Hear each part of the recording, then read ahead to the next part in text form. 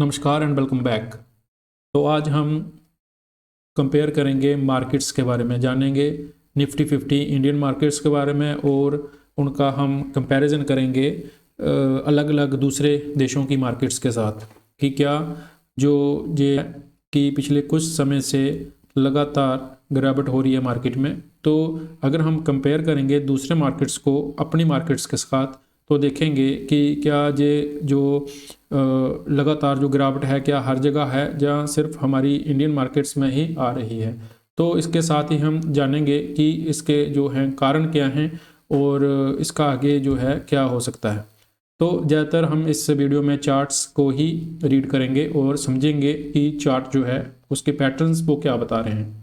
तो देखिए निफ्टी 50 जो चार्ट पार्टनर है ये निफ्टी का है। तो निफ्टी और ये जो है ये यूएसए का चार्ट पैटर्न है, S&P इंडेक्स कैश। तो ये जैसे निफ्टी है वैसे यूएसए का है और ऐसे ही ये डो जोन्स का चार्ट पैटर्न है, ये भी यूएसए का। तो देखिए भारत का और यूएसए का लगातार जो है लगभग जो है वो सेम एक जैसा ही इनका चार्ट पैटर्न है। तो देखिए ये काफ़ी देर पहले की बात है, ये कोविड के टाइम की बात है जब गिरावट आई थी, क्रैश आया था और इस वक्त की ये है और ये भी जो इसमें भी ये देखा गया था। तो क्रैश जो है कोविड का लगभग सभी जगह आया और उसका खामियाजा जो है वो देखिए इंडियन मार्केट्स को खासकर ज़्यादा भुगतना पड़ा। अमेरिकन मार्केट में भी ये काफ़ी गिरावट आई थी, लेकिन उसके कंपैरिजन में भारत की जो मार्केट्स हैं वो ज़्यादा गिरी और उसके बाद जो है लगातार हमको तेज़ी देखने को मिली थी। तो ऐसा ही यहाँ हुआ यूएसए की मार्केट्स में। तो देखिए ये लगभग सेम पैटर्न बना है। तो ये फॉलो लगभग करते हैं सभी मार्केट्स जो हैं, खासकर हमारी जो मार्केट्स हैं वो यूएसए मार्केट्स को फॉलो करती हैं। तो उसके बाद देखिए ये एक लगातार इसमें 2023 से लगातार एक तेज़ी देखने को मिली थी, सेम यहाँ पर देखने को मिली थी और उसके बाद जो है ये 2024 में ये करेक्शन देखने को मिली और सेम जहाँ पर मिली और सेम इधर मिली देखने को। लेकिन अगर कंपेयर करेंगे तो भारत की मार्केट हैं उनमें ज़्यादा जो है करेक्शन देखने को मिली, उनमें ज़्यादा गिरावट देखने को मिली और उसके बाद जो है देखिए जो तेज़ी है उसके बाद वो कंपेयर करेंगे यूएस मार्केट के साथ तो यूएस मार्केट्स चढ़ती चली गई और ऊपर तक गई। ये देखिए सेम ही यहाँ हुआ और ये मार्केट जो हैं इंडियन मार्केट्स जो हैं वो इस तरह से नहीं बढ़ी और लगभग जो हैं फिर से जहाँ से एक पुल बैक लिया और वापस दोबारा अब जो हैं वो अपने नीचे जा रही हैं।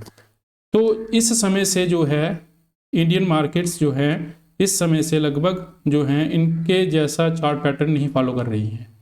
तो अब जो हमने देखना है कि क्या ऐसा ही सिस्टम जो है वो दूसरे मार्केट के साथ कंपेयर करेंगे, क्या वहाँ भी ऐसा ही फॉलो हो रहा है या उनका अपना सिस्टम चल रहा है। और अब देखेंगे कि क्यों ये गिरावट जो है ये लगभग देखने को मिल रही है इंडियन मार्केट्स में, तो क्या वो आगे और जो दूसरी मार्केट्स में हैं वो भी वहाँ भी सेम ही हमको देखने को मिलेगी या नहीं।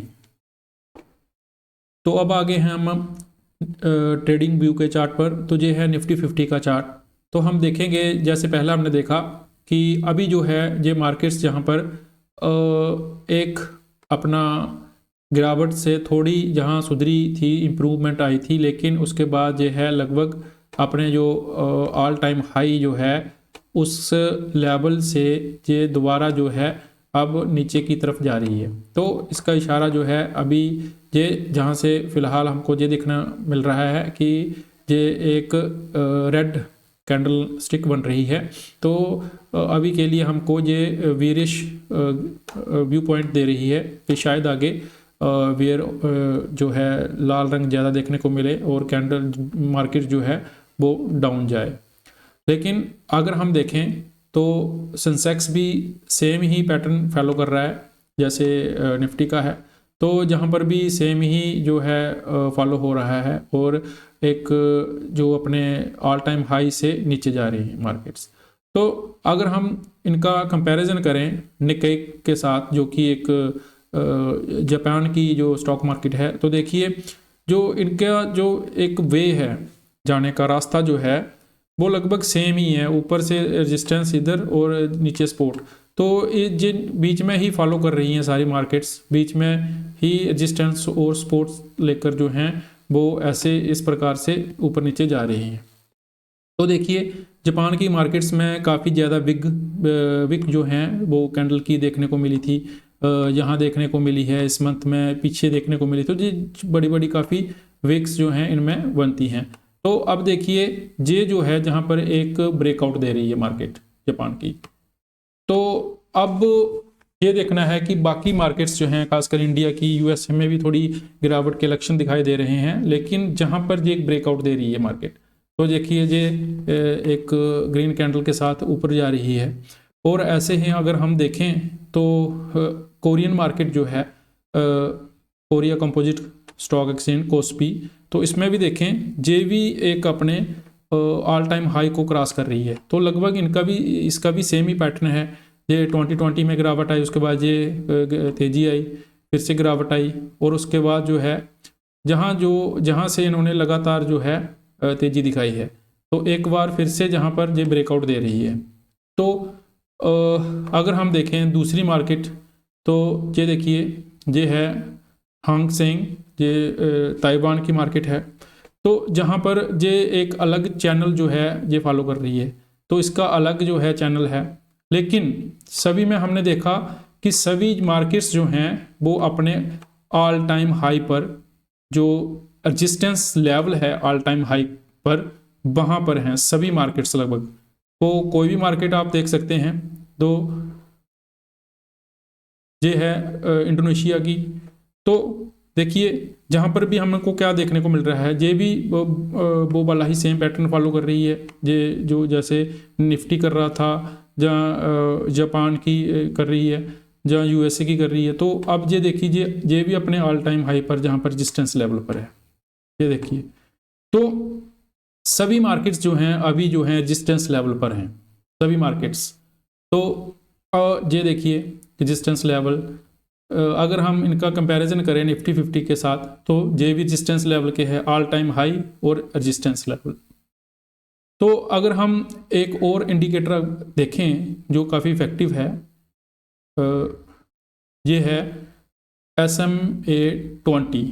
तो ये जो आपको दिख रही है ये ब्लू लाइन, ये SM सिंपल मूविंग एवरेज का लगाया हमने, 20 का रखा है इसको। तो ये देखिए अगर हम सभी में देखें तो ये कोरियन मार्केट की आ गई, ये सेंसेक्स की, ये IDX इंडोनेशिया की, ये आ गई मार्केट ताइवान की, ये जापान की। तो देखिए इन सभी में एक ही पैटर्न हमको मिल रहा है और वो है ऑल टाइम हाई। तो सारी मार्केट्स ऑल टाइम हाई पर हैं, और ये रेजिस्टेंस को देखिए लाइन जो है मैंने सभी में बनाई है, तो रेजिस्टेंस लेवल के जो अपने आसपास जो हैं वहाँ पर हैं। और देखिए एक बात कॉमन है सभी में, जैसे कि मैं पहले जहाँ पर दिखा दूँ आपको निक्केई में, कि जब ये जो है जब ये SMA20 के ऊपर गई है मार्केट, ज़्यादा ऊपर गई है, जहाँ से लेकर जहाँ तक डिस्टेंस जो है वो ज़्यादा है, तो मार्केट्स का नीचे आना एक ज़रूरी बन जाता है। क्योंकि मार्केट जो है वो सिर्फ ऊपर नहीं चली जाती है, उसका जो एक पैटर्न होता है, पहले ऊपर फिर नीचे, फिर ऊपर फिर नीचे। तो ऐसे जो है इस सिस्टम में चलती है मार्केट। तो देखिए ये बाद में इसके आसपास गई, फिर से इसमें तेजी आई, और SMA ये इस लाइन से जहाँ का डिस्टेंस देखिए फिर से नीचे आई। अब जो देखिए अब के टाइम भी जहाँ से होकर ये इधर इस लेवल पर ट्रेड कर रही है मार्केट, और देखिए इनका डिस्टेंस जो है अपना SMA से अभी कितना बढ़ गया है। तो ये दो चीज़ें कॉमन हैं सभी मार्केट्स में, आप देख सकते हैं कि एक तो SMA से दूर है और दूसरा SMA20 से दूर है। और दूसरा जो है कि ऑल टाइम हाई पर है, रेजिस्टेंस लाइन पर है, सभी को रेजिस्टेंस लाइन बनी है ऑल टाइम हाई। तो जहाँ से ये निश्चित है कि मार्केट्स अभी जो हैं वो नीचे आएंगी ही आएंगी। जहाँ ये मेरा व्यू पॉइंट है, वैसे तो मैं कोई सेबी का रजिस्टर्ड जो है लाइसेंस्ड या रजिस्टर्ड मेंबर नहीं हूँ, इसलिए मैं ये सिर्फ अपने एजुकेशनल और अपने जो एक्सपीरियंस है उससे बता रहा हूँ कि देखिए जिस इसका भी डिस्टेंस जो है जहाँ से लेकर जहाँ तक बड़ा है, सेम पैटर्न जहाँ फॉलो हुआ है, जिस जब भी डिस्टेंस बढ़ा तो ये देखिए ये इधर, तो जब भी डिस्टेंस बढ़ा मार्केट्स नीचे आई, मार्केट्स नीचे आई, मार्केट नीचे आई। तो अब जो देखिए इसमें अब ये हो पाता है या नहीं, लेकिन मेरा एक्सपीरियंस जो बता रहा है कि अब जो ये बीरिश मूवमेंट वो है वो सभी में आने वाला है। तो कहीं भी आप देख सकते हो जब भी ऊपर गई तो उसका नीचे आना जो है वो तय है।